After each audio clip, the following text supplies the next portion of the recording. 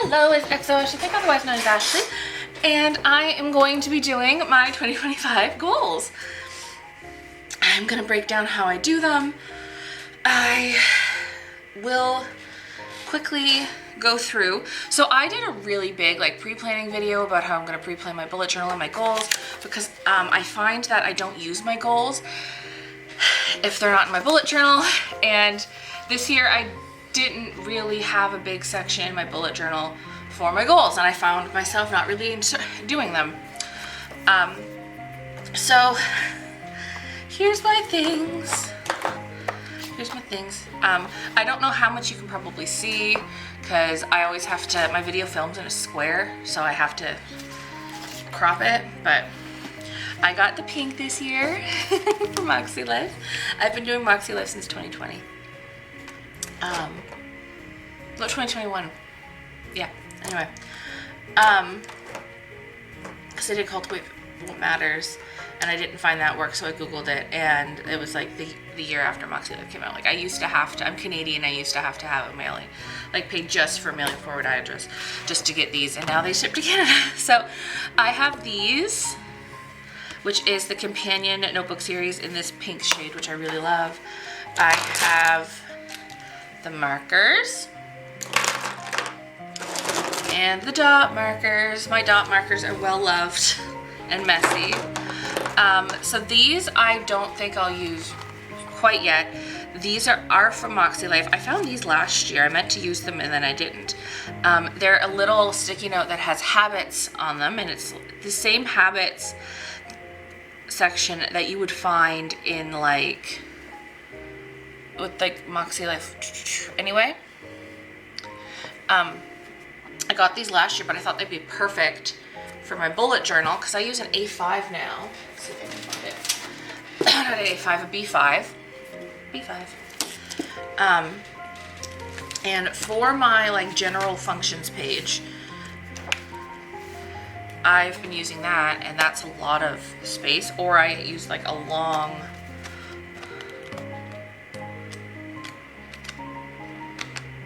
where is one? A long column. And I really try to do as much as I can on these pages to function. So having one section there and being able to fit a bunch of shit would work. I mean, it would be weekly, but I think I can make it work. Or I could put these in my weekly. I don't know, but I think that would be perfect. Because I also have, I didn't do habits in November, but I've been doing weekly habits. And this, November's the first time I switched it up because I want to switch it up in 2024, but I'll probably go back to what I've been using for the entirety of 2024. I've been using the same weeklies for 2024 and finding them effective. But this is the idea as well. I also bought this. If you're not familiar with the MakseLife, they have a daily planner. I have a daily planner where they're an undated one because I never ended up using because I bought two of them because they're only 3 months at once. Anyway, but the daily planner before the daily pages, they have a weekly overview that looks just like this. There's a Monday to Sunday, week of, and focus. And I really, again, I had the idea to use that. It's just sticky pages. I can do that. It's out. This is my current goals for 2024. The notebook. So with this order, it came with a 2020 Reflections notebook, and I ended up filling it out. But I had to do a compass assessment for what I'm going into 2025 with. So I already have this, and I have notes of what each of my numbers were so that I can fill it in here. And I'm still thinking of some of the goals, I have to admit, but I like to pre-prep this stuff, and I pre-label. I do a lot of pre-planned stuff. Oh, I also got these sticky notes, the sticky note thing. It's really pretty. I don't know how much I'll use it for my planning, because I bought them because I use sticky notes a lot for work now that I work as a receptionist. Well, actually, I am an executive administrative assistant. So, and if I seem off, it's because tomorrow's the day where I'm going to Disney. So I'm off today, but I didn't sleep well last night, and I have some stuff to do.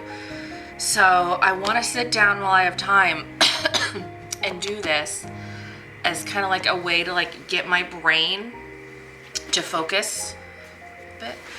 Okay, this seems like it's not where it should be. Okay, that's better, and then I can crop it so you don't see me, or I guess you can see me. If I do crop it, you won't be able to tell, but because I do have to crop it for whatever. But there is about an inch, the space this big for me, this big, where you can see the edge of my desk, so you can see like my belly, but whatever. So I always put music over this part because I like to have stuff in the background when I plan. So what I'm gonna do is 6-year-old up. Okay. Ooh, there's a couple videos.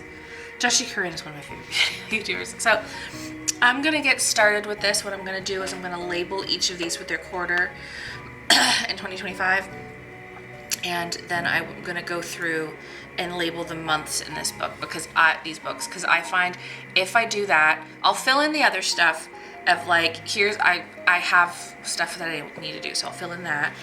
And yeah, I will fast forward.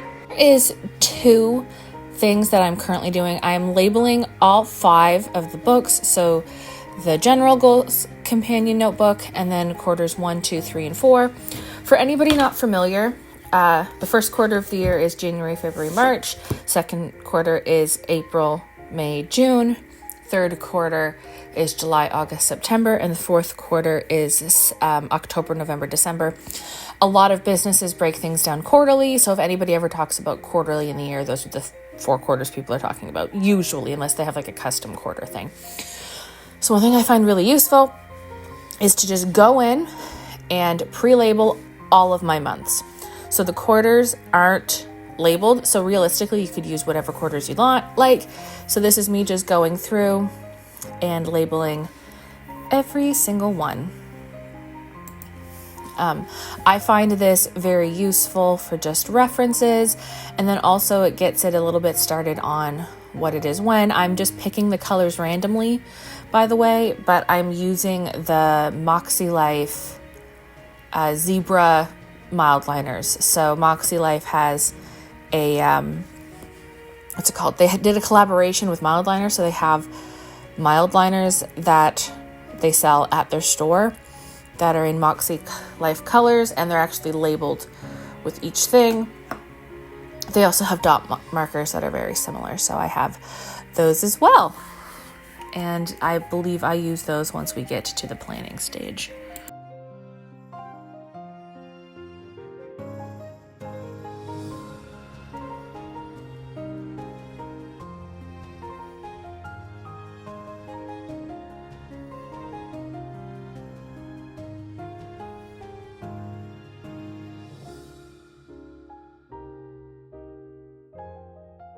So now that I've filled out my calendar, I'm going to go through and use the scrap paper that I had on my compass assessment to fill it in. I'll just quickly go over my scoring. So for the personal, I got an 8 score, and my goal is to maintain that. For fun and recreation, I also got an 8, and my goal is to maintain that. For work and learning, I got a 7.75, but I didn't know how to put that in, so I just said I got an 8, and my goal is to stay at an 8. Work and learning, my goal is I got an 8, goal is to go up to a 9. Family and relationships, I got an 8, goal is to go up to a 9. Health and wellness, I'm at a 6, goal is to go up to a 9. Spirituality and personal growth, I'm at a 7, my goal is to stay there. Financial, I'm at a 4, my goal is to go up to a 6. Physical environment, my goal is at a 9. I'm at a 9, my goal is to stay there. What you see me doing now is taking the chunky part of the marker and highlighting where I'm at each one, and then I'm taking a black pen and outlining it all as well as circling the number where my goal is. So for example, with personal, where my goal, I highlighted the 8 because I'm at an 8. My goal is to stay there, so I also circled the 8. And there you go. So then the next page is the intentions. This is just a couple different quick questions. I already kind of have an idea of what I want to be, so I didn't really think too hard on any of these.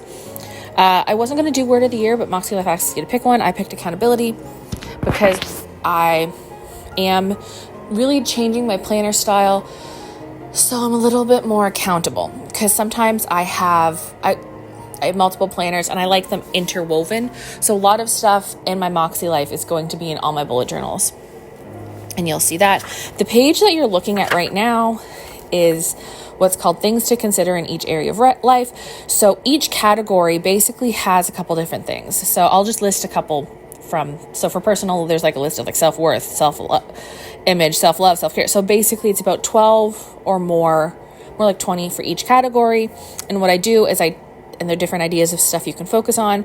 So what I do is I just take one of those zebras and I just highlight what I want to focus on, just so I have an idea.